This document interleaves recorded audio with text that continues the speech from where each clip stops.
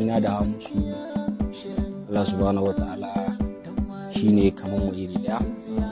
Jos ko ni ina mamaki duk da ba a mamaki da abu. Amma gaskiya wani relationship tsakanina da shi gaskiya wantaka wani ko wani abin da ya hada gaskiya.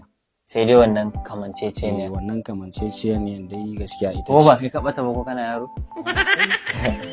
Daga farkon haduwar mu gaskiya normal ba mu da wani issue tsakanina da shi ba mu da matsala.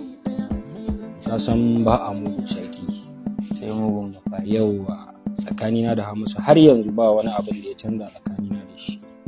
Akwai yarda da amana tsakana da shi, ba wani cin dunduniya babu cin amana.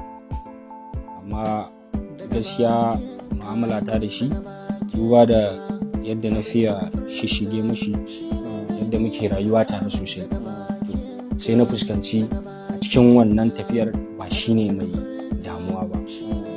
Wanda Na jikin shi. yauwa su ne wanda ba sa so suna ganina ne ko menene, kawai dai da na fuskanci abin ya yi yawa.